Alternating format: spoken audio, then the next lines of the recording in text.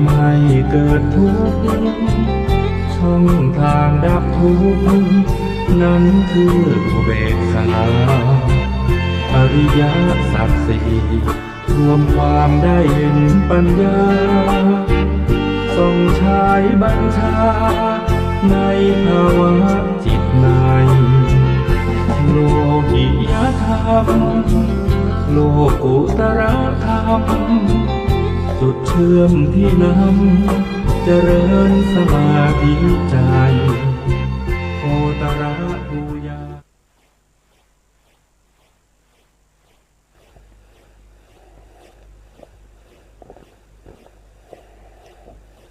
พุทธังสรณังกัจฉามิธัมมังสรณังกัจฉามิสังฆังสรณังกัจฉามิกราบนมัสการพระมหาเถระพระสังฆาธิการ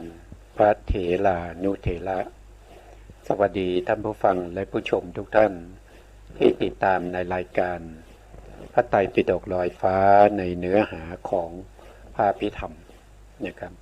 ครั้งนี้ก็เป็นครั้งที่36ในเรื่องของโพธิปักขิยธรรมโพธิปักขิยธรรมเนี่ยก็มีธรรมที่ควรรู้เพื่อที่เราจะเจริญโพธิปักขิยธรรมให้บริบูรณ์นั่นก็คือได้แก่วิปัสสนาภูมิ6แล้วก็วิปัสสนาธรรม6วิปัสสนาภูมิ6หมายถึงอารมณ์ของการปฏิบัติในโพธิปักขิยธรรมเช่นสติปัฏฐาน4ก็ต้องมีอารมณ์ตัวสติเป็นตัวที่กำหนดรู้อะไรอันนั้นแหละคืออารมณ์นะสัมมาปัฏฐาน4มีอะไรเป็นอารมณ์นะที่จะกำจัดซึ่งอกุศลทั้งหลายเนี่ยอันนั้นแหละคืออารมณ์ตัวรู้เป็นตัวอารมณ์โทษทีตัวถูกรู้เป็นตัวอารมณ์แต่ตัวรู้ได้แก่ตัวสติตัวปัญญานะวิปัสสนาภูมิก็มี6อย่างเราก็ศึกษากันไปจบแล้วนะตอนนี้เรากำลังศึกษาในส่วนที่เป็นวิปัสสนาธรรมนะครับวิปัสสนาธรรมมีอยู่6อย่างอันหนึ่งก็คือวิสุทธิ7นี่เราก็พูดย่อๆไปแล้ว2ก็คือลักษณะ3เราจะศึกษาต่อไป3ก็คืออนุปัสสนา3 4ก็คือวิปัสสนาญาณ10 5ก็คือวิโมกข์3 6ก็คือวิโมกขมุข3อันนี้เรียกว่าเป็นวิปัสสนาธรรมวันนี้ผมจะนำเอาพระสูตรที่เกี่ยวข้องกับเรื่องของวิสุทธิ7มานำเสนอนะครับพระสูตรแรกนะครับที่เราจะศึกษานั่นก็คือได้แก่พระสูตรนี้เป็นพระสูตรที่จะกล่าวถึงเรามาดูกันนะครับถ้าเป็นเล่มนี้จะเป็นเล่มที่70ในชุด91เล่มของมมล.นะครับมหาวิทยาลัยมหามกุฏราชวิทยาลัยนะเป็นเล่มที่70นะชื่อว่าปาทานปาทานเล่ม8ภาคที่1นะก็จะอยู่ในหน้าที่559แต่ก่อนที่เราจะมาถึง559เนี่ยก็ขอย้อนไปนิดหนึ่งนะครับย้อนไปพูดถึงในเรื่องของสมัยโพธิกาลสมัยโพธิกาลก็คือสมัยที่พระพุทธองค์ทรงตรัสรู้ใหม่ๆหลังจากที่รับอาราธนาจากพรหมแล้วก็มาว่า จะแสดงธรรมนะครับแล้วก็มาแสดงธรรมให้แก่ปัญจวัคคีย์พระปัญจวัคคีย์ก็ได้ฟังธรรมจักรกับปวัตนสูตรแล้วก็พระอัญญาโกณทัญญะก็ได้ดวงตาเห็นธรรมได้ดวงตาเห็นธรรมก็คือบรรลุโสดาบันนะเมื่อบรรลุโสดาบันแล้วเนี่ยวันต่อมาเนี่ยพระพุทธองค์ก็แสดงธรรมีกถาธรรมีกถาก็คือพูดถึงในเรื่องของธรรมที่เกี่ยวข้องกับเรื่องของพระธรรมทั้งหลายอย่างเช่นธรรมที่พูดถึงเรื่องของความสันโดษความมักน้อยอะไรพวกนี้นะครับอันนี้ที่เกี่ยวข้องกับในเรื่องของธรรมเป็นส่วนที่จะประพฤติปฏิบัติให้ได้สภาวะธรรมที่สูงขึ้นไปนะเพราะว่ายังเหลือปัญจวัคคีย์อีกสี่รูปนะที่ยังไม่ได้ดวงตาเห็นธรรมเพราะฉะนั้นพระพุทธองค์ก็แสดงตั้งแต่วันเพ็ญเดือน8วันเพ็ญเดือน8วันอาสาฬหบูชาแสดงธรรมให้ปัญจวัคคีย์ทั้ง5แต่ก็มีเทวดาแล้วก็พรหมเนี่ยมา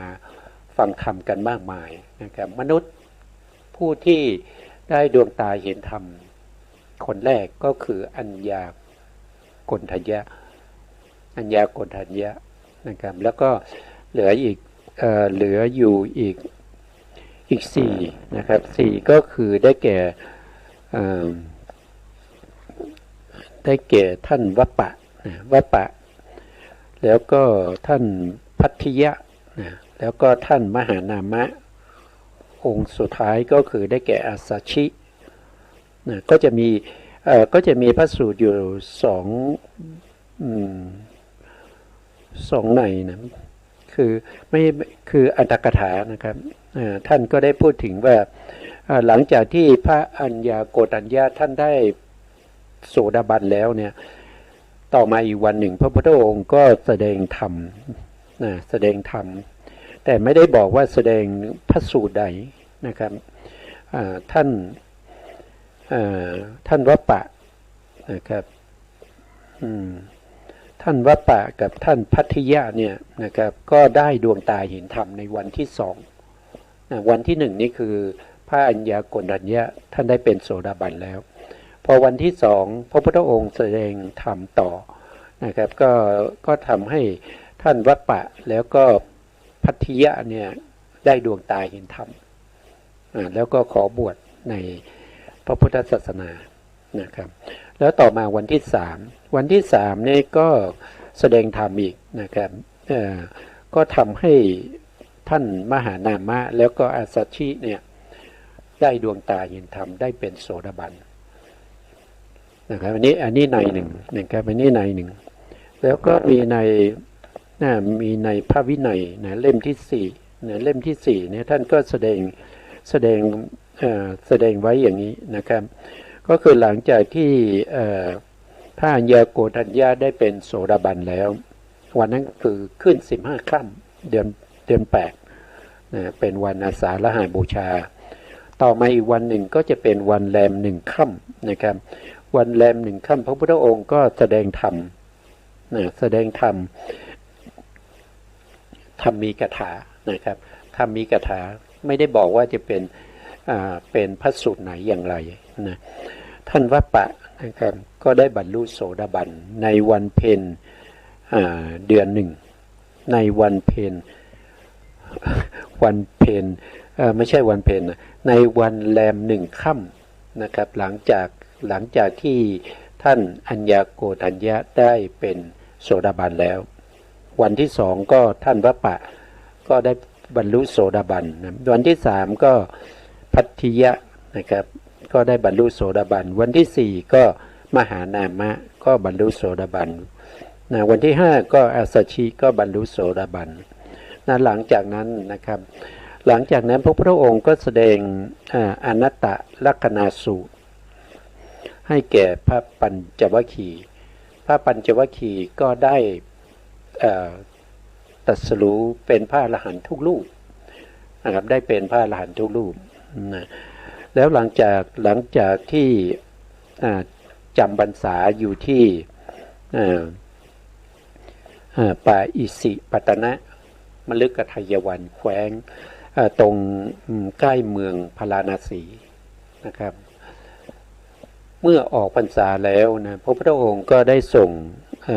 สาวกทั้งหลายนะครับให้ไปโปรดสัตว์ด้วยกันไปเที่ยวไปในที่ต่างๆนะครับโดยไม่ให้ไปร่วมกัน2 รูปนะให้ไปทีละรูปเพื่อไปแสดงธรรมให้แก่สัตว์ทั้งหลายนะครับผู้ที่สมควรที่จะได้ฟังธรรมแล้วก็จะได้ตรัสรู้ธรรมนะท่านอัญญาโกณัญญะท่านก็เดินทางกลับไปที่บ้านเกิดของท่านนะครับในแคว้นเมืองกบิลพัสนะครับเมื่อไปแล้วเนี่ยก็ไปถึงที่บ้านเดิมของท่านเนี่ยท่านก็ให้หลานของท่านนะครับซึ่งเป็นอะไรเป็นลูกของน้องสาวนะครับให้บวชนะให้บวชท่านนั้นชื่อว่าปุณณมานพนะครับเมื่อบวชแล้วเนี่ยพระยาโกฏัญญะก็แสดงธรรมให้ฟังนะครับให้แนะนำวิธีการที่จะประพฤติปฏิบัตินะเมื่อบวชแล้วก็ได้นำเป็นแม่เขาเนี่ยชื่อว่าอะไร เดี๋ยวนะผมก็ไม่ได้โทษทีนะไม่ได้เต็มตัวนะชื่อว่านะเดี๋ยวเราดูในพระสูตรนะพระสูตรที่ชื่อว่าลัทธวินีตสูตรลัทธวินีตสูตรก็จะอยู่ในเล่มที่18นะครับมัชฌิมนิกายมูลปัณณาสนะครับเล่มที่18ภาค1เล่ม1ภาค2นะครับเราก็ดูชื่อเขานะครับชื่อของพระปุณณะหลังจากบวชแล้วนะครับหลังจากที่พระยาโกณัญญะบวชให้แล้วเนี่ยจะอยู่ตรงไหนเอ่ยนะครับไม่ได้วันนี้เตรียมตัวน้อยไปหน่อยนะครับต้องขออภัยด้วยนะ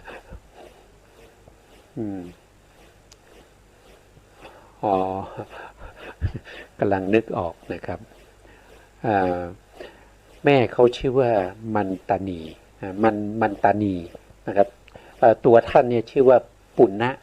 นะครับเป็นมานพปุณณะนะครับหลังจากบวชแล้วท่านก็ได้ชื่อว่าเป็นบุญณ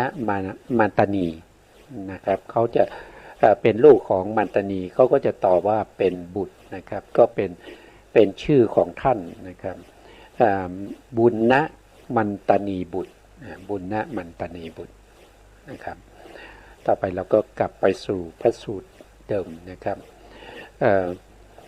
คือเมื่อบวชแล้วเนี่ยท่านก็ประพฤติปฏิบัตินะครับตามคำแนะนำของท่านอัญญาโกฏัญญะนะซึ่งเป็นลุงนะครับเป็นหลวงลุงนะครับเป็นพี่ของแม่นะครับก็เป็นลุงนะ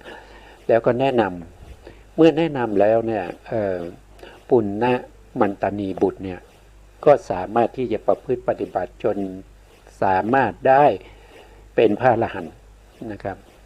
ได้เป็นพระอรหันต์เมื่อได้เป็นพระอรหันต์แล้วเนี่ยก็มีบุคคลนะครับที่อยู่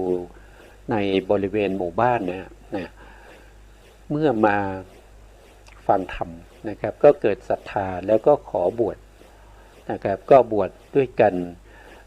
ท่านบอกว่ามีลูกศิษย์ลูกหา500นะมีถึง500องค์นะครับที่เป็นลูกศิษย์ของท่าน ท่านบวชได้แค่พรรษาเดียวนะครับได้แค่พรรษาเดียวนะครับท่านก็สามารถที่จะบวชลูกศิษย์ลูกหาได้ถึง500รูปด้วยกันเพราะว่าสมัยนั้นพระพุทธองค์อนุญาตให้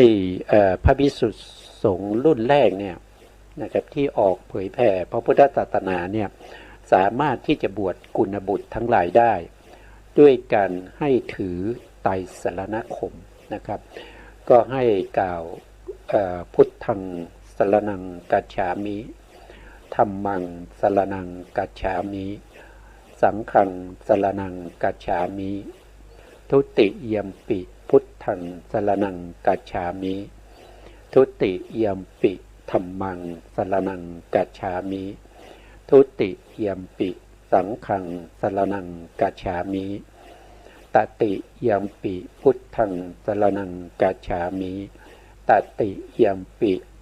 ธัมมังสรณังกัจฉามิตติยัมปิสังฆังสรณังกัจฉามิไตรสรณคมนะครับเป็นคำบวชของพระภิกษุทั้งหลายในสมัยโพธิกาลก็คือสมัยที่พระพุทธองค์ตรัสรู้ใหม่ๆอนุญาตให้แก่พระภิกษุที่จำพรรษาแรกคือพรรษาที่1ร่วมกับพระพุทธองค์ที่ป่าอิสิปตนะใกล้เมืองกับพาราณสีมีพระอรหันต์ตอนนั้นมีอยู่60รูปด้วยกันให้ไปเผยแผ่พระพุทธศาสนานะครับแล้วก็อนุญาตให้บวชกุณบุตรคือบวชพระได้นะครับเพราะว่าพระพุทธองค์ก็ส่งไปแล้วพระพุทธองค์ก็ไปเผยแผ่พระพุทธศาสนาในที่ต่างๆไม่สะดวกที่จะให้กุณบุตรทั้งหลายมาบวชกับพระพุทธองค์พระพุทธองค์ก็อนุญาตด้วยความเป็นอย่างนี้เนี่ยท่านปุณณมันตานีบุตรนะท่านก็มีอะไรอันเตวสิทธิ์นะครับก็คือลูกศิษย์ลูกหาที่มีท่านเป็นอุปชาบวชให้นะครับบวชให้ถึง500นะเมื่อบวชให้ถึง500เนี่ยมาบวชแล้วเนี่ยท่านก็ให้พระภิกษุเหล่านั้นเนี่ยปฏิบัติอะไรนะครับเราก็มาดูนะเราก็มาดูว่าธรรมที่ท่านให้ปฏิบัติเนี่ยคืออะไรนะครับ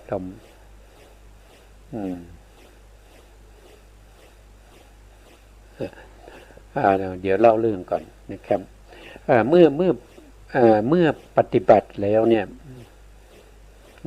ยึดถือการปฏิบัตินะเห็นแล้วตรงนี้นะเห็นแล้วยึดถือการปฏิบัติด้วยความมักน้อยนะมักน้อยตรงเนี้ยนะมักน้อยคืออะไรนะครับ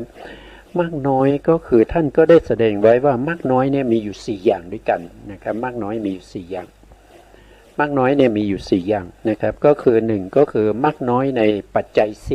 4มักน้อยในปัจจัย4ก็คือมักน้อยในอาหารบิณฑบาตนะแล้วก็มักน้อยในเรื่องของอัฏฐบริขารมากน้อยในเรื่องของเสนาสนะมากน้อยในเรื่องของยารักษาโรคอันนี้ก็มากน้อยข้อที่1นะครับก็คือมากน้อยในปัจจัย4นะข้อที่2ก็คือมากน้อยในเรื่องของทุดงข้อวัดข้อประพฤติปฏิบัติศีลวัดต่างๆนะครับมากน้อยยังไงก็คือมากน้อยเมื่อเราสมาทานทุดงเราก็ไม่อู้อวดเราก็ไม่เป็นคนโอ้อวดนะครับแสดงตัวว่าเป็นผู้ที่สมาทานทุดงข้อวัดหรือศีลที่เกินกว่าธรรมดานี่คือข้อที่2คำว่ามากน้อยทุดงนี้ไม่ได้หมายความว่าไม่มีมากดงไม่มีทุดงนะคือหมายความว่าเมื่อสมาทานศีลที่เกี่ยวกับทุดงที่ทำให้ยิ่งขึ้นไปใช่ไหมครับก็ไม่โอ้อวดไม่ประชาสัมพันธ์ตัวเอง นะครับไม่การปฏิบัตินั้นก็ไม่ได้หวังชื่อเสียงไม่ได้หวังลาภไม่ได้หวังเครื่องสักการะทั้งหลายนะนั่นก็ถือว่าเป็นการมักน้อยปฏิบัติแต่ไม่โอ้อวดนะไม่โอ้อวดสามก็คือมักน้อยในเรื่องของการเล่าเรียนคือตัวเองเล่าเรียนมามีความรู้ความเข้าใจได้เป็นพระหูสูตรได้ยินได้ฟังมากจำได้มากก็ไม่โอ้อวดว่าตัวเองเนี่ยมีความรู้มากนะครับจากการที่เป็นพระหูสูตรเนี่ยนะนี่คือข้อที่สามนะส่วนข้อที่สี่ก็คือมักน้อยในเรื่องของการบรรลุธรรมมักน้อยในการบรรลุธรรมในที่นี้ไม่ได้หมายความว่าไม่อยากบรรลุนะครับคือหมายความว่าเมื่อบรรลุแล้วได้เป็นโสดาบันก็ไม่อู้อวดไม่ไปประชาสัมพันธ์ไม่ไปบอกคนนั้นคนนี้ว่าฉันเป็นโสดาบันแล้วนะฉันเป็นสกทาคามีนะฉันเป็นอนาคามีนะฉันเป็นพระอรหันต์แล้วนะไม่มีการพูดอย่างนั้นไม่ประชาสัมพันธ์ตัวเองนะครับไม่แสดงคุณธรรมที่ตัวเองมีอยู่ให้คนอื่นรู้นะครับก็อยู่แบบธรรมดาอันนี้ก็ถือว่าเป็นการมักน้อยในเรื่องของการบรรลุธรรมเมื่อบรรลุแล้วก็ไม่อู้อวดอันนี้คือมักน้อยนะครับมักน้อยมีอยู่4อย่างนะครับก็คือมักน้อยในปัจจัย4มักน้อยในข้อปฏิบัติทุดงค์นะทุดงค์ข้อวัดต่างๆนะมักน้อยในเรื่องของความเป็นการเล่าเรียนจนได้เป็นพระหูสูตรนะแล้วก็มักน้อยในเรื่องของการบรรลุธรรมต่างๆต่อไปนะครับที่ท่านแนะนำนั่นก็คือได้แก่สันโดษนะครับสันโดษเนี่ยก็จะมีอยู่3อย่างนะครับก็จะมี3อย่างนะก็คือ3โดษ3อย่างนั่นก็คือได้แก่1ก็คือยะถาลาภสังโดษนะครับก็คือมีความยินดีพอใจในสิ่งที่ตัวเองมีอยู่นะครับไม่ว่าจะเป็นอาหารนะอาหารบิณฑบาตก็พอใจในสภาพที่ตามมีตามได้นะครับยินดีพอใจในผ้าคลองทั้งหลายนะครับไตรจีวรตะบงอะไรพวกนี้นะครับก็สันโดษในสิ่งเหล่านี้สันโดษในที่อยู่อาศัยสันโดษในเรื่องของกิลนะปัจจัยคือยารักษาโรคตามมีตามได้มีเท่าไหร่ก็ใช้เท่านั้นตามที่ตัวเองมีอยู่พอใจในส่วนที่ตัวเองมีอยู่นี่ก็เป็นข้อที่1นะครับในต่อไปก็คือข้อที่2ก็คือยัตถาพลังสันโดษยัตถาพลังยัตถาพละหรือพลังยัตถาพละสันโดษก็คือมีความยินดีพอใจตามความสามารถของตัวเองคือตัวเองมีความสามารถที่จะหาอาหารบิณฑบาตหรือว่าอัฐบริขารหรือว่าเกี่ยวกับเรื่องของที่อยู่ที่อาศัยหรือว่ายารักษาโรคได้เท่าไหร่ก็ยินดีพอใจตามสติปัญญาที่จะหามาได้นี่ก็เป็นข้อที่2นะครับต่อไปก็จะเป็นข้อที่3นะข้อที่3ก็คือท่านก็มีความยินดีพอใจตามสมควรนะครับบาลีท่านก็จะว่ายัตถาสาลุปสันโดษนะครับก็คือยินดีพอใจตามสมควรตามฐานะตามสภาวะของตัวเองนั่นก็คือหมายความว่าอย่างไรก็คือหมายความว่าอย่างเช่นถ้าไปบิณฑบาตแล้วได้อาหารที่เลิศได้อาหารที่ดีนะครับก็พิจารณาดูว่าอาหารเนี่ยสมควรแก่พระอุปชาของเรานะครับอย่างเราเนี่ยเราเป็นลูกศิษย์ลูกหาอาหารอย่างนี้เนี่ยมันดีเกินนะครับก็ไปถวายแก่อุปชานะครับบางครั้งก็จะได้จีวรมานะครับจีวรนี้เป็นเนื้อดี ได้จีวรที่เป็นเนื้อดี แล้วก็เป็นจีวรที่ดูแล้วผู้ที่สวมใส่เนี่ยน่าจะต้องเป็นผู้ที่มีคุณธรรมนะมีไม่เหมาะกับเรานะครับเราเป็นลูกศิษย์ลูกหาก็ไปถวายอาจารย์อย่างเงี้ยนะครับก็ให้พิจารณาดูว่าสิ่งที่เราหามาได้สิ่งที่เราได้มาเนี่ยมันสมควรแก่เราไหมถ้าไม่สมควรแก่เราเนี่ยเราก็ควรจะเอาไปถวายแก่บุคคลที่สมควรในการที่จะใช้สิ่งของพวกนี้นะครับเพราะว่าถ้าเราอย่างเช่นเราได้จีวรที่มีเนื้อดีแล้วก็สวยมากนะครับเมื่อเราสวมใส่เนี่ยเราสมมติว่าเราเป็นพระภิกษุนะเราเป็นพระภิกษุเราสวมใส่แต่เราเป็นอะไรเราเป็นลูกศิษย์ลูกหานะครับแล้วก็พระอาจารย์ของเราหรืออุปชฌาย์ของเราเนี่ยก็สวมใส่จีวรที่น้อยค่ากว่าเราอย่างเงี้ยมันก็ไม่เหมาะสมนะครับในการที่จะเข้าไปรับฟังโอวาทนะครับจากท่านเนี่ยเพราะฉะนั้นการที่เราจะใช้สิ่งของที่ดีเลิศยังไงก็ตามนะครับต้องพิจารณาว่ามันเหมาะสมกับเราไหมถ้าไม่เหมาะสมก็ต้องหาว่าบุคคลไหนที่เหมาะสมกับที่จะใช้สิ่งของเหล่านี้ก็เอาไปถวายท่านนะครับอันนี้ก็คือเรื่องของการสันโดษที่เรียกว่าเป็นยัตถาสาลุปสันโดษนะครับก็คือมีความยินดีใช้สิ่งของตามสมควรตามฐานะของเรานะเมื่อเราพูดถึงข้อที่หนึ่งก็คือสันโดษตามมีตามได้เท่าไหร่ก็ใช้เท่านั้นไม่กระวนกระวายที่จะดิ้นรนไปหานะครับในปัจจัยสี่นะครับก็ข้อที่หนึ่งก็ได้สี่ใช่ไหมครับตามมีตามได้ในอาหารบิณฑบาตในเครื่องนุ่งห่มในที่อยู่อาศัยแล้วก็ยารักษาโรคตามมีตามได้นั่นคือข้อที่หนึ่งเมื่อคูณกับปัจจัยสี่ก็ได้สี่ข้อนะครับแล้วก็ข้อที่สองก็คือมีความยินดีพอใจในสิ่งที่ตัวเองหามาได้ด้วยสติปัญญาสติปัญญาที่ไปหาด้วยความเพียรด้วยวิริยะมาได้เท่าไหร่ก็ใช้เท่านั้นนะครับก็คือบางครั้งไปบิณฑบาตเนี่ยอาจจะได้อาหารมาไม่พอบิณฑบาตก็ไม่เสียใจนะครับก็ยินดีพอใจในสภาวะอย่างนั้นนะอันนั้นก็คือยินดีพอใจตามกำลังที่ตัวเองหามาได้ไม่ว่าจะเป็นอาหารเป็นจีวรสบงนะครับหรือว่าที่อยู่อาศัยหรือยารักษาโรคนี้ก็ได้อีกสี่ก็เป็นเท่าไหร่เป็น8นะครับแล้วก็ยินดีพอใจ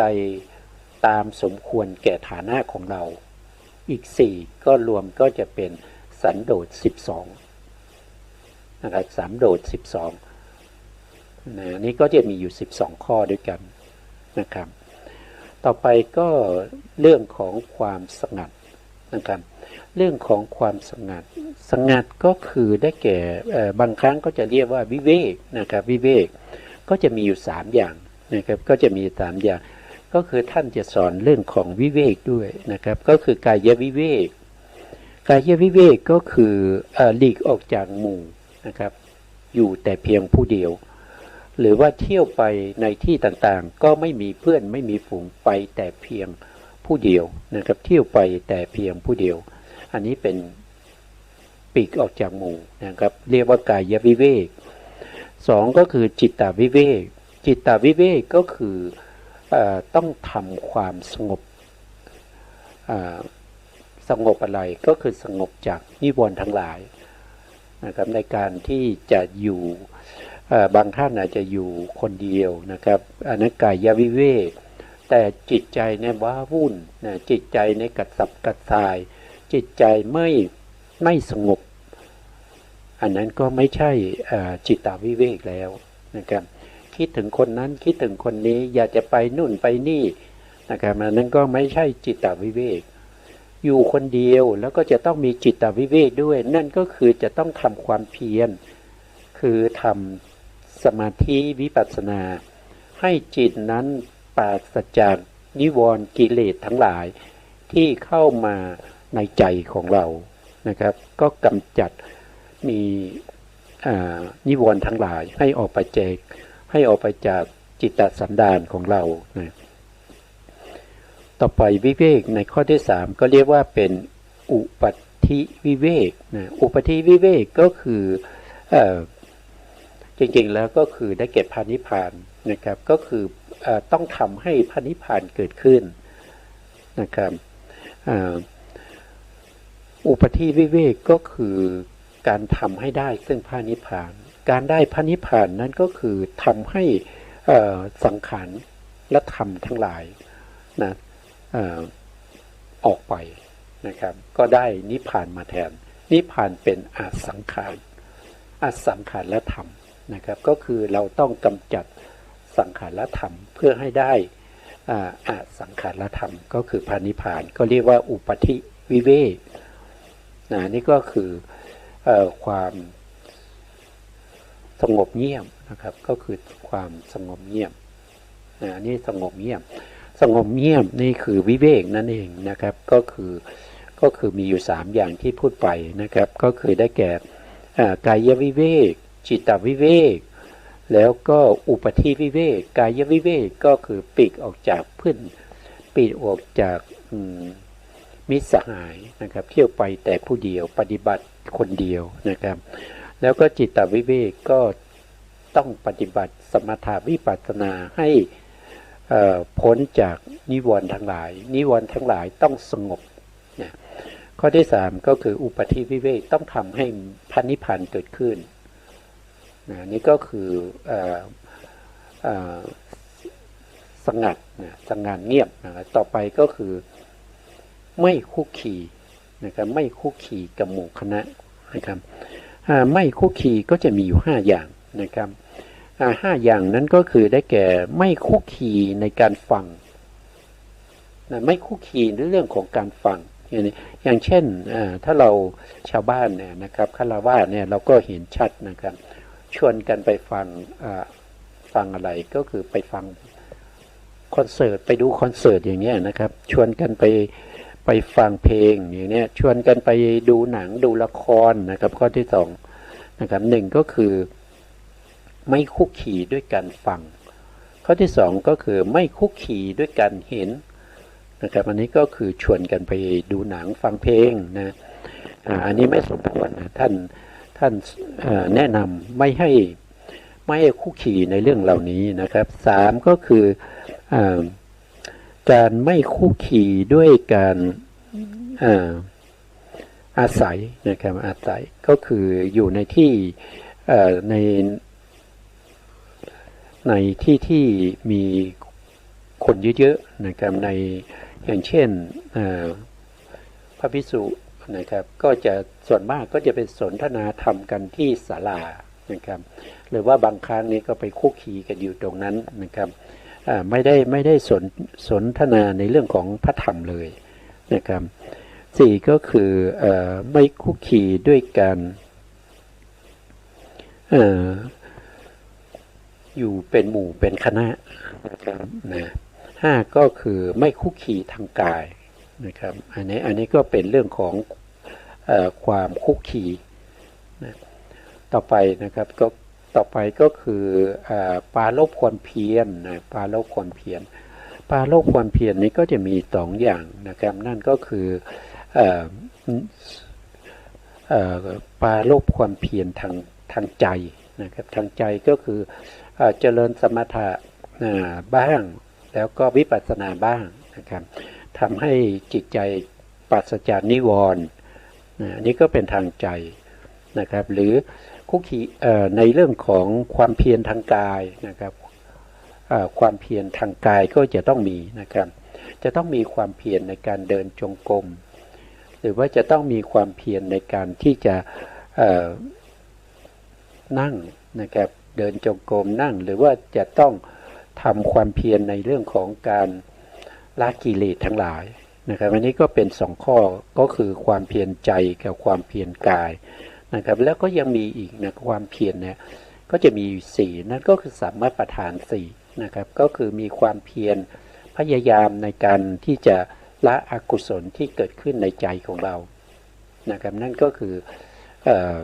ปหานประธาน2ก็คือมีความพยายามในการที่จะไม่ให้อกุศลเกิดขึ้นอีกเมื่อเราละได้แล้วเนี่ยเราจะต้องกันไม่ให้มันเกิดขึ้นอีกนั่นก็คือสังวรประธานนะ3ก็คือต้องมีความพยายามทำให้กุศลใหม่ๆเกิดขึ้นนะครับกุศลที่ยังไม่เคยเกิดเนี่ยเราต้องทำให้เกิดขึ้นอันนี้ก็เรียกว่าเป็นภาวนาประธานเมื่อกุศลเกิดขึ้นแล้วเราต้องพยายามในการที่จะทำให้กุศลที่เกิดขึ้นแล้วนี้เจริญยิ่งขึ้นไปเจริญยิ่งขึ้นไปอย่าให้กุศลที่เกิดขึ้นมาแล้วดับไปเราต้องทำให้เขาเจริญยิ่งขึ้นไปอย่างนี้เราก็จะเรียกว่าเป็นอนุรักษ์ประทานอันนี้ก็เป็นการปราลบความเพียรไม่ว่าจะเป็น2หรือ4เป็นคำที่พระปุณณมันตนีบุตรนะครับสอนแก่ลูกศิษย์ของท่านนะสอนแก่ลูกศิษย์500ของท่านด้วยธรรมเหล่านี้ธรรมเหล่านี้มาจากไหนธรรมเหล่านี้มาจากพระพุทธองค์พระพุทธองค์แสดงแก่พระอัญญาโกณทัญญะพระอัญญาโกณทัญญะท่านก็นำมาแสดงให้แก่หลานของท่านนะครับก็คือบุญณมันตนีบุตรมันบุญณมันตนีบุตรก็นำมาเสนอแสดงให้แก่ลูกศิษย์ของท่านนะต่อมานะครับก็คือสมบูรณ์ด้วยศีลสมบูรณ์ด้วยศีลสมบูรณ์ด้วยศีลที่นี้ก็คือหมายถึงว่าจะต้องมีศีลที่เราเรียกว่าเป็นจัตุปาริสุทธิศีลนะครับนั่นก็คือความบริสุทธิ์แห่งศีล4ประการด้วยกันนะครับความบริสุทธิ์ของศีล4ประการก็คือ1ก็คือปาติโมกข์สังวรปาติโมกข์สังวรก็คือเรื่องของการสังวรระวังในข้อประพฤติปฏิบัติที่พระพุทธองค์ได้แสดงไว้นะครับสมัยนั้นเนี่ยอาจจะยังไม่ศีลอาจจะยังไม่มากนะครับยังไม่มากไม่เหมือนกับปัจจุบันปัจจุบันมีศีลถึงถ้าเป็นพระภิกษุก็จะมีถึง227ข้อด้วยกันอันนั้นก็เป็นถ้าเป็นพวกเรานะครับชาวบ้านเราก็เอาศีล5นะครับเราก็ศีล5ถ้าเป็นคนที่อยู่วัดนะครับอย่างเช่นแม่ชีนะครับเป็นอุบาสกอุบาสิกาที่อาศัยอยู่วัดเนี่ยก็ต้องเป็นศีล8นะถ้าเป็นพระก็227เป็นสามเณรก็ศีล10อย่างเงี้ยอันนั้นคือได้แก่ปาติโมกข์สังวรนะครับก็ต้องมีการรักษาศีลเหล่านี้ศีลก็จะมีทั้งที่เป็นวาลิตศีลวาลิตศีลก็คือข้อห้ามที่พระพุทธองค์ไม่ให้ทำอย่างเช่นบวชมาแล้วเนี่ยจะต้องเป็นผู้ที่ไม่เสพเมถุนอย่างเงี้ยคือข้อห้ามนะแล้วก็ไม่ฆ่ามนุษย์นะครับไม่แกล้งฆ่ามนุษย์นะแล้วก็ไม่ลักทรัพย์เกินกว่า5 มาศกอย่างเงี้ยนะแล้วก็ไม่อวดอุตริมนุสธรรมนะที่ไม่มีในตนนะไม่มีในตนนะครับพวกนี้เป็นศีลที่เรียกว่าเป็นวาลิตศีลก็คือเป็นข้อห้ามไม่ให้ทำต้องงดเว้นนะแล้วศีลนั่นอีกอันหนึ่งนั่นก็คือได้แก่จารีตศีลจารีตศีลก็คือข้อปฏิบัติอย่างเช่นลูกศิษย์ลูกหาเนี่ยจะต้องมีข้อวัดที่จะต้องดูแลอุปชาอาจารย์อย่างเงี้ยอุปชาวัดนะครับอาจารย์วัดอาจาริยวัดนะครับหรือว่า อ่าลานพระเจดีย์ก็ต้องมีการที่จะต้องทำความสะอาดต้องมีการกวาดใบไม้ในบริเวณวัดก็ต้องมีการปัดกวาดให้สะอาดอย่างเงี้ยอันนี้ก็เป็นข้อปฏิบัติเรียกว่าเป็นจารีตศีลก็จะศีลนั้นนะครับมีสองอย่างว่าง่ายๆนะครับก็คือวาลิตศีลคือข้อห้ามไม่ให้ทำจารีตศีลก็คือต้องปฏิบัติต้องท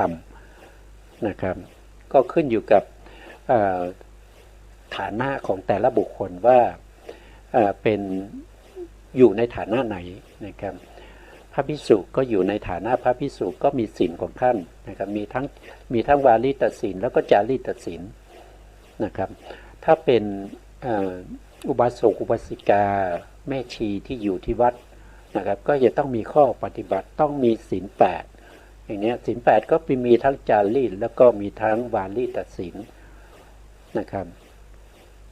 ถ้าเป็นสามเณรก็มีศีล10อย่างเงี้ยถ้าเป็นฆราวาสก็ต้องรักษาศีล5อย่างเงี้ยนะครับก็เป็นเรื่องของปาติโมกข์สังวรนะอันนี้ก็อยู่ในเรื่องของสมบูรณ์ด้วยศีลในข้อที่1นะครับ2ก็คือต้องมีเขาเรียกว่าอินทรีย์สังวรนะอินทรีย์สังวรก็คือจะต้องสังวรสังวรคืออะไรสังวรก็คือการปิดกั้นนะครับปิดกั้นไม่ให้อกุศลเนี่ยไหลเข้ามาในใจนะครับอันนี้เป็นสำนวนนะครับไหลเข้ามาในใจจริงๆอกุศลมาอยู่ในใจอยู่แล้วมันไม่ได้อยู่ที่ไหนนะครับมันอยู่ในใจของเรานี่แหละนะครับมันอยู่ในขันธสันดานเพียงแต่อารมณ์ที่เราเห็นเนี่ยเรายินดีพอใจนั่นก็คือเป็นเหตุเป็นปัจจัยให้กามราคานุสัยที่นอนเนื่องอยู่ในขันธสันดานขุ่นขึ้นมาเป็นปริยุทธานากิเลสนะยินดีพอใจเมื่อได้เห็นเมื่อเราได้เห็นสิ่งที่เราชอบสิ่งที่สวยๆงามๆเราก็ยินดีพอใจเมื่อเราได้เห็นสิ่งที่เราไม่ชอบเราก็เกิดโทสะอย่างเงี้ยถ้าเรามีการสังวรในอินทรีย์ตาคืออินทรีย์เขาเรียกว่าเป็นจักขุนสีสำรวมในเรื่องของจักขุนสีเห็นแล้วไม่เกิดเป็นอกุศลถ้าเป็นทางหูได้ยินแล้วไม่เกิดเป็นอกุศลก็ต้องมีการสังวรทางโสตินทรีย์นะครับก็คือต้องปิดกั้นเมื่อได้ยินเสียงหรือว่าได้ฟังในสิ่งที่เราไม่ชอบใจหรือว่าได้สิ่งที่เราชอบใจก็ตามนะครับไม่ให้เกิดอกุศลอันนี้ก็เรียกว่าเป็นการสังวรนะครับสังวรในอินทรีย์ทั้ง6เลยนะครับสังวรในอินทรีย์ทั้ง6ก็คือได้แก่สังวรอินทรีย์ทางตาก็เรียกว่าสังวรในจักขุนทรีย์นะสังวรในหูก็คือเรียกว่าสังวรในโสตินทรีย์สังวรในการได้กลิ่นก็เรียกว่าสังวรในคันอินทรีย์สังวรในการรู้รสก็ชิวสังวรในชิวหินทรีย์นะครับกระทบสัมผัสแล้วเกิดความยินดีบ้างไม่ยินดีบ้างหรือว่า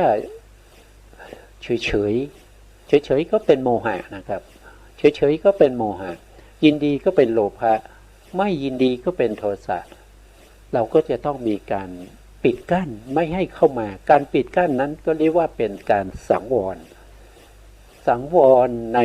กายยินทรีย์อันนี้ก็เป็นข้อที่5ข้อที่6ก็คือสังวรในมนินทรีย์ในมนินทรีย์ก็คือการนึกคิดเรานึกคิดถึงเพื่อนเรานะที่มาเมื่อวานนะครับเมื่อวานนี้เขาเพื่อนเรามานะครับเอาผลไม้มาให้เงี้ยเราก็นึกถึงแล้วก็เกิดความยินดีพอใจนะยินดีพอใจเพื่อนเรานะครับว่านำเอาของมาฝากอย่างเงี้ยอันนี้ก็คือความยินดีนั้นคือตัวโลภะนะโลภะเป็นตัวที่เข้าไปยึดถือเข้าไปฉับทาปิดบังอะไรก็คือปิดบังอโลภะไม่ให้เกิดขึ้นเนี่ยเราต้องสังวรเราต้องปิดกั้นอกุศลไม่ให้เข้า เข้ามาจากการเห็นการได้ยินการได้กลิ่นการรู้รสการได้สัมผัสการนึกคิดไปในอารมณ์ที่ดีบ้างไม่ดีบ้างหรืออารมณ์ที่เป็นกลางๆบ้างทำยังไงเราเห็นเราได้ยินพวกนี้แล้วทำยังไงให้จิตของเราไม่เป็นโลภะโทสะโมหะอันนี้ก็เรียกว่าเป็นอินทรีย์สังวรในทวารทั้งหกนะท่านก็สอนลูกศิษย์ของท่านอย่างนี้นะครับนะต่อไปอินทรีย์สังวรข้อเรื่องของสมบูรณ์ด้วยศีลนะครับข้อที่สามในเรื่องของศีลก็คือเรื่องของเขาเรียกว่าอาชีวปาริสุทธิศีลนะก็คือได้แก่ความบริสุทธิ์ในเรื่องของอาชีพนะอาชีพที่เลี้ยงที่หาเงินเลี้ยงครอบครัวนะครับหรือว่าอาชีพของพระภิกษุก็คือบิณฑบาตนะสิ่งเหล่านี้จะต้องบริสุทธิ์นะครับจะต้องบริสุทธิ์ไม่เป็นไปในเรื่องของวจีทุจริตสี่ไม่เป็นไปในเรื่องของกายทุจริตสามการประกอบอาชีพต้องเป็นไปในสัมมาอาชีพไม่ใช่อาชีพที่เป็นเรื่องของการค้ามนุษย์ค้ายาพิษค้ายาเสพติดค้าอาวุธสงครามนะค้าอะไรอีกนะค้าอาวุธสงครามค้ายาพิษค้ายาเสพติดนะครับแล้วก็เลี้ยงสัตว์ให้เขาฆ่าอย่างเงี้ยค้ามนุษย์เนี่ยสิ่งเหล่านี้เป็นอาชีพที่ไม่ควรทำเป็นอาชีพต้องห้ามนะครับเราไม่ควรจะทำเมื่อเราไม่ทำอาชีพที่เป็นมิจฉาอาชีพแล้วเรายังจะต้องประกอบอาชีพที่เป็นสัมมาอาชีพสัมมาอาชีพนั้นก็จะต้องเว้นจากวจีทุจริตสี่เว้นจากกายทุจริตสามด้วยนะอันนี้ก็เป็นเรื่องของความบริสุทธิ์ในเรื่องของอาชีพก็ถือว่าเป็นศีลเหมือนกันนะครับก็เป็นอาชีวปาริสุทธิศีลนะต่อไปข้อที่สี่ก็คือโดยเฉพาะนะครับผู้ที่หวังความเจริญหวังเรื่องของวิปัสสนาญาณหวังเรื่องของมรรคผลหวังเรื่องของฌานสมาธินะครับหรือว่าหวังในเรื่องของฤทธิ์ทั้งหลายนะครับอภิญญานะครับอภิญญาทั้งหลายเนี่ยจะต้องเป็นคนที่มีการพิจารณานะครับพิจารณาเขาจะเรียกว่าเป็นปัจจยสันนิสิตศีลปัจจยสันนิสิตศีลก็คือการพิจารณาการใช้สอยสิ่งต่างๆนะครับในรวมแล้วก็คือสิ่งต่างๆเหล่านั้นก็เป็นปัจจัยสี่ไม่ว่าการที่เราจะบริโภคอาหารเราก็ต้องมีการพิจารณาก่อนนะครับว่าอาหารนี้เราไม่ได้ทานไปเพื่อความสนุกสนานเพลิดเพลินเพื่อความอะไรให้ร่างกายเนี่ยอ้วนท้วนสมบูรณ์นะครับไม่ได้เป็นไปเพื่อการตกแต่งร่างกายให้สะสวยนะครับแต่การพิจารณาอาหารที่เราทำไปที่เราทานไปเนี่ยเพื่อให้อัตภาพเป็นไปได้นะครับเพื่ออนุเคราะห์แก่การประพฤติพรหมจรรย์สามารถที่จะทำสมาธิเจริญสมถะเจริญวิปัสสนามุ่งหน้าสู่พระนิพพานด้วยอาหารบิณฑบาตนะอันนี้ก็เป็นการพิจารณาในเรื่องของการทานอาหารการฉันอาหารข้อที่สองก็คือต้องพิจารณาในเรื่องของการที่จะสวมใส่เสื้อผ้าหรือว่าจีวรสำหรับพระภิกษุสงฆ์นะครับจีวรสังฆติตะบงนะอะไรก็ตามที่ใช้ในการสวมใส่ต้องมีการพิจารณาว่าที่เราสวมใส่เสื้อผ้าเราห่มสังฆตินี้ไม่ใช่เป็นไปเพื่อการตกแต่งร่างกาย นะครับแต่ให้เป็นไปด้วยความเหมาะสมเพื่อจะป้องกันความเย็นความร้อนป้องกันยุงเหลือกและสัตว์เลื้อยคลานทั้งหลายนะครับไม่ให้มาทำอันตรายการสวมใส่เสื้อผ้าก็ป้องกันลมแดดต่างๆนะครับแล้วก็ป้องกันความเจ็บไข้ได้ป่วยอันมาจากดินฟ้าอากาศอย่างนี้เราไม่ได้สวมใส่เพราะว่าจะต้องตกแต่งร่างกายให้สวยให้งามนะเราสวมใส่เพื่อให้เป็นไปได้ในการที่จะอนุเคราะห์แก่การประพฤติปฏิบัติในเรื่องของพรหมจรรย์มุ่งหน้าสู่ความสงบการละกิเลสทั้งหลายอย่างเงี้ยเราก็ต้องมีการพิจารณาศีลบริสุทธิ์ได้ด้วยการพิจารณาแล้วก็ข้อที่สี่ก็คือจะต้องมีการพิจารณาในการที่จะใช้ยานะครับเมื่อเจ็บไข้ได้ป่วยในการที่จะใช้ยาเนี่ยไม่ใช่ว่าอยากจะใช้ก็ใช้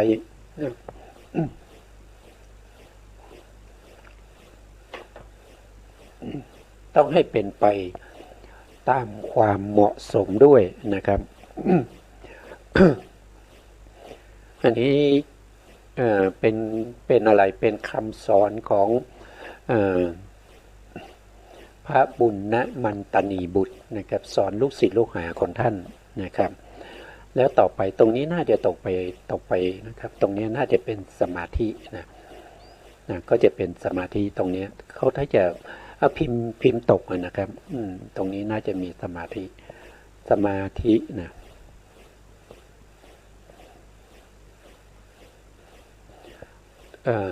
ก็ต้องมีสมาธิด้วยนะสมาธิก็คือได้แก่อะไรนะครับก็คือได้แก่ผู้ที่บวชเข้ามาเนี่ยก็จะต้องมีสมาธิในที่นี้ท่านมุ่งหมายเอาอัปปนาฌานนะครับก็คือจะต้องบรรลุปฐมฌานนะครับ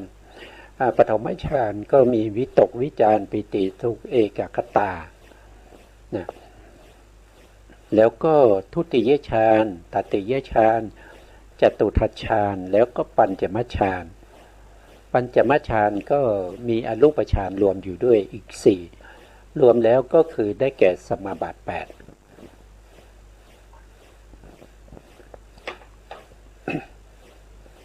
สมาธินี่คือสมาบัติ8นะครับแล้วต่อมาก็คือเรื่องของปัญญานะครับปัญญาก็จะมีอยู่ทั้งหมด5อย่างด้วยกัน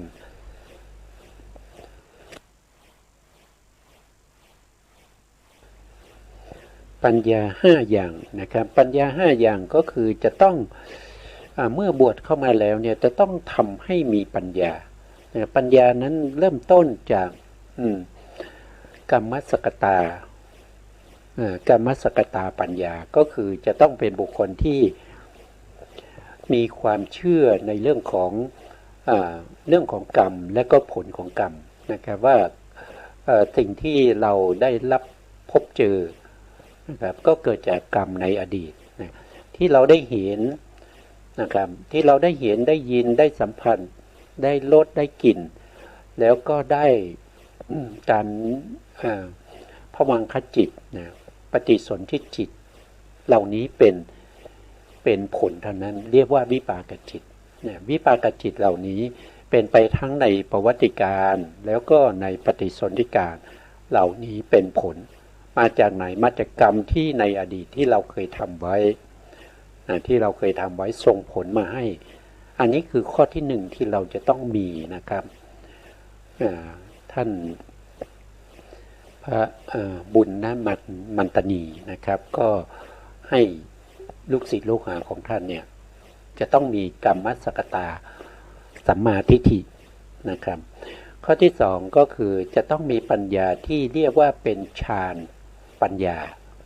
นะครับนั่นก็คือตัวปัญญาเจตสิกที่อยู่ในฌานในฌานข้อที่3ก็คือจะต้องมีปัญญาที่เรียกว่าวิปัสสนาปัญญาก็คือได้แก่ตัวปัญญาเจตสิกที่ในมหากุศลที่มีอารมณ์เป็น พระไตรลักษณ์ในวิปัสสนาญาณนี่คือข้อที่3นะข้อที่4นั่นก็คือได้แก่จะต้องมีปัญญาในมรรคจิตปัญญาในมรรคนะครับข้อที่5ก็คือจะต้องมีปัญญาในผลและจิตข้อที่6ก็คือจะต้องมีปัญญาในปัจเจเวกขณะในการพิจารณาเมื่อเราได้มรรคได้ผลแล้วเนี่ยก็จะต้องมีปัจเจเวกขณะวิถีในการที่จะพิจารณากิเลสที่ละได้กิเลสที่เหลือพิจารณามรรคพิจารณาผลพิจารณาพระนิพพานก็คือตัวปัญญาเป็นตัวที่ทำหน้าที่ในการที่จะพิจารณาไตร่ตรองว่าเราได้มรรคได้ผลเนี่ยเรายังมีกิเลสอะไรเหลืออยู่ไหมเราจะต้องทำให้ยิ่งขึ้นไปเพื่อให้เสร็จกิจในพระพุทธศาสนานะกิจเราได้ทำเสร็จแล้วเพื่อที่จะไม่ได้มีกิจอย่างนี้ที่จะต้องทำอีกในพระพุทธศาสนานี่ก็เป็นเรื่องของปัญญานะดูเวลาแล้วเวลาไม่พอแล้วนะครับเวลาหมดแล้วนะเพราะฉะนั้นผมก็จะทำเครื่องหมายไว้ตรงนี้นะครับครั้งต่อไปเราก็จะมาศึกษาต่อนะครับตอนนี้เรายังพูดถึงในเรื่องของข้อธรรมอยู่นะครับเนื้อหาความเป็นไปมาเรายังไม่ได้พูดถึงนะครับเราจะพูดถึงต่อไปในโอกาสต่อไปในครั้งต่อไปนะครับ